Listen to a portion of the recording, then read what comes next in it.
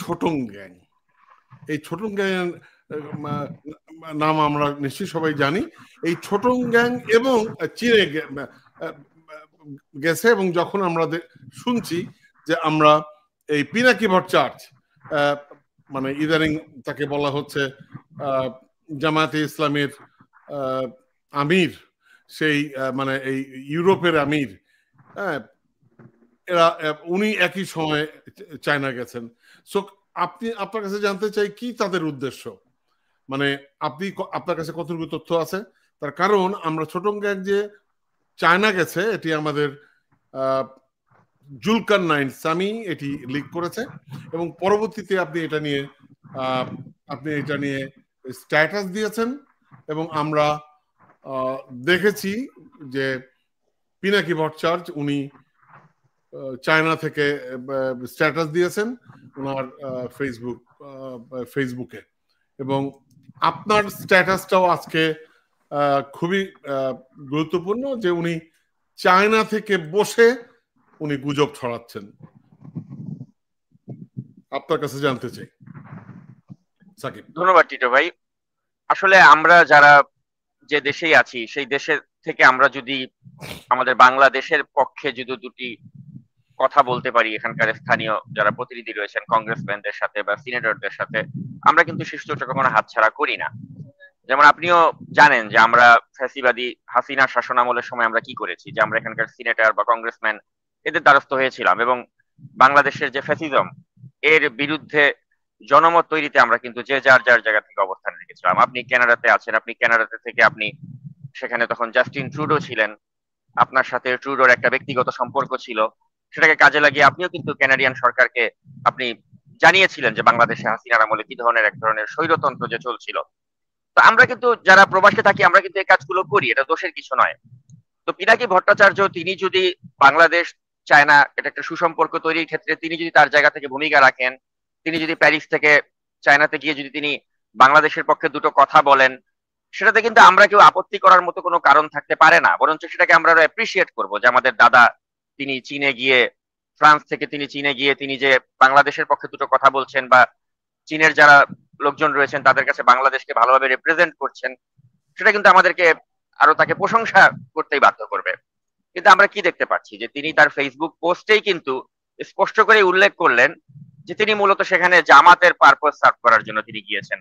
তার ফেসবুকে তিনি লিখেছেন যে জামায়াত ইসলাম বাংলাদেশের রাজনীতিতে কেন একটা গুরুত্বপূর্ণ ফ্যাক্টর, বা জামায়াত ইসলামের মওদুদির মতাদর্শ কি, বা ইসলামী রাজনীতি নিয়ে জামাত ইসলাম যে আগাচ্ছে এটার মূল উদ্দেশ্য কি, বা এ ধরনের রাজনীতি বাংলাদেশে কেন প্রয়োজন, এ ধরনের একটা ন্যারেটিভ তিনি চীনের লোকদেরকে খাওয়াবার চেষ্টা করেছেন। এবং তিনি কিন্তু সৎ লোকের শাসন বলতে কি বোঝায়, সৎ লোকের শাসন কি বোঝায়, তো তিনি কিন্তু আসলে কোনো রাগ ঢাক করেননি। পিনাকি ভট্টাচার্য কিন্তু তার ফেসবুকে ওপেন বলেই দিয়েছেন আসলে যে তিনি তার কোন এজেন্ডা নিয়ে, কোন দলের রাজনৈতিক পারপাস সার্ভ করার উদ্দেশ্যে তিনি চায়নাতে অবস্থান করছেন।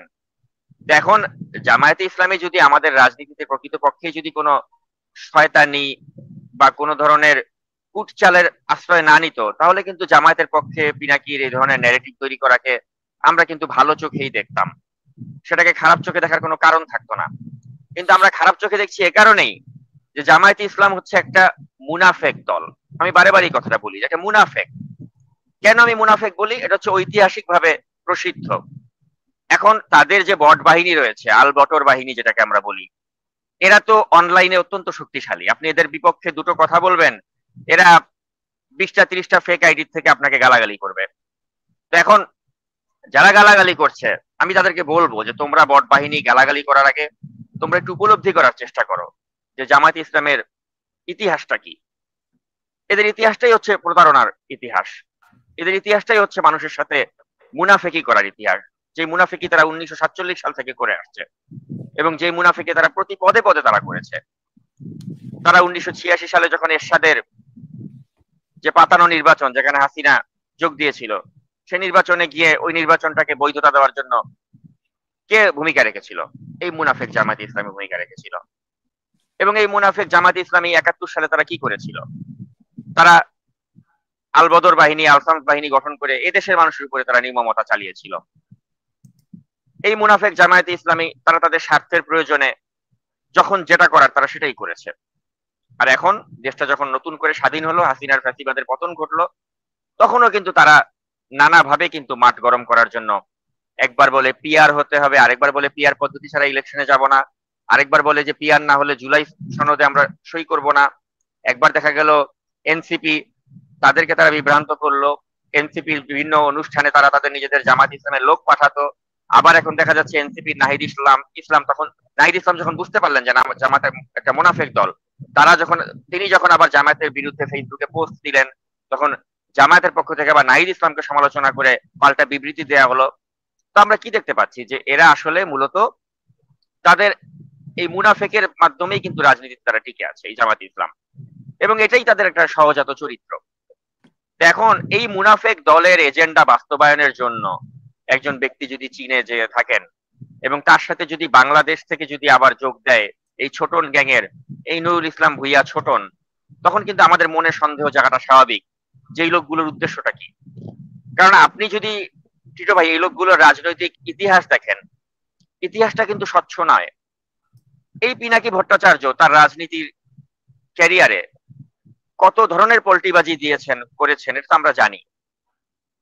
যেই লোকটি একসময় বাম দল বা লেফটিস্ট পলিটিক্স করত, যেই ব্যক্তি একসময় ওই সিপিবি করত, যে ব্যক্তি একসময় শাহবাগে ফাঁসি চাই করত, যে ব্যক্তি এই জামাত ইসলামের যাদের নেতাদেরকে যে একটা জুডিশিয়াল কিলিং করা হলো, ওই কিলিং এর প্রেক্ষাপট তৈরিতে ভূমিকা রেখেছিলেন।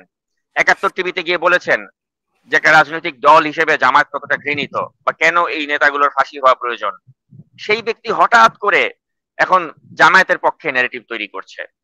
এখন তিনি যদি বলেন যে আমার ওই কর্মকাণ্ডের জন্য আমি ক্ষমা চাই, আপনি কি তাকে ক্ষমা করতে পারেন?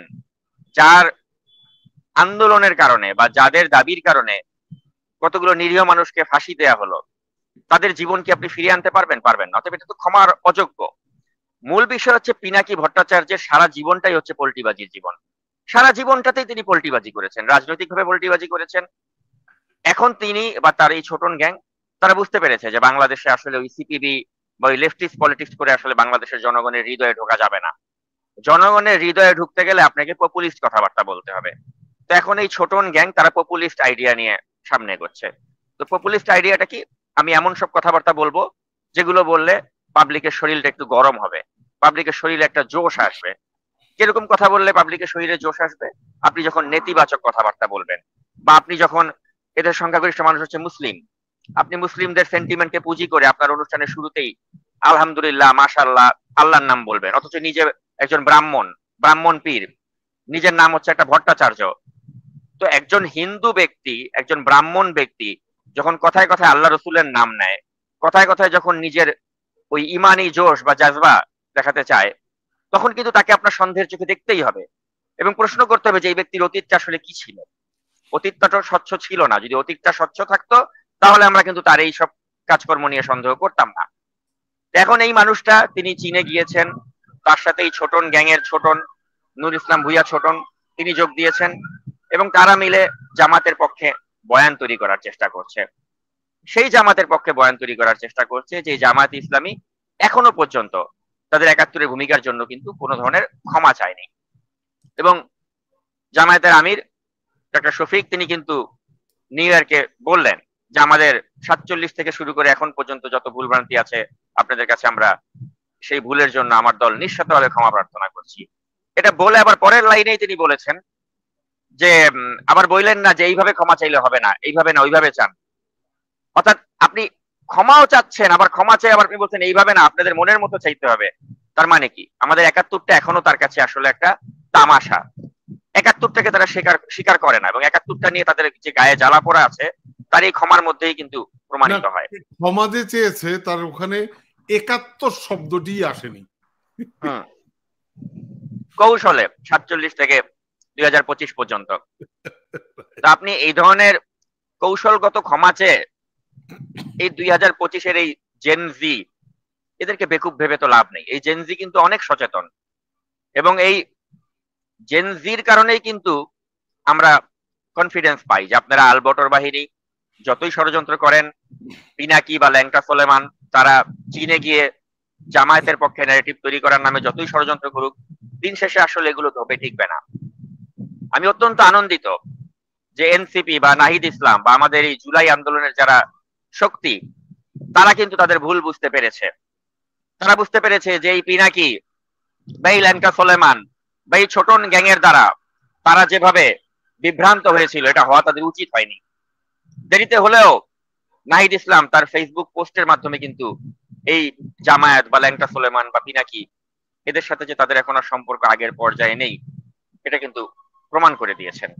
আর এই কারণে আপনি দেখবেন যে আজকাল কিন্তু এই ল্যাংটা সোলেমান তারা কিন্তু এনসিপি বা এনসিপির এই ছাত্র নেতাদেরকে নিয়ে কিন্তু আর পজিটিভ কথাবার্তা বলে না।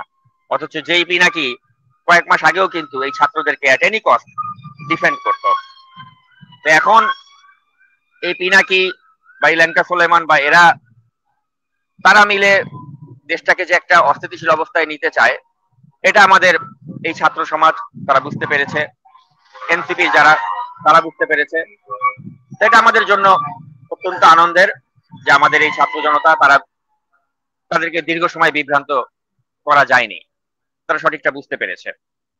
তো এই জন্য আমি অবশ্যই নাহিদ ইসলামকে বা এনসিপি যারা রয়েছেন তাদেরকে আমি সাধুবাদ জানাই।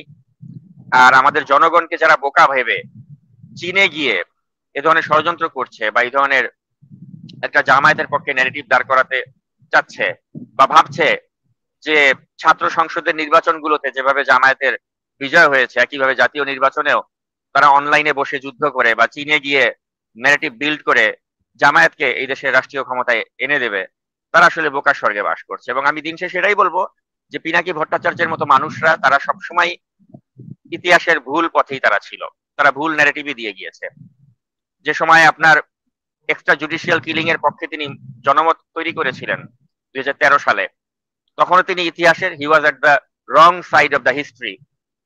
এখনো Pinaki Bhattacharya he is at the wrong side of the history.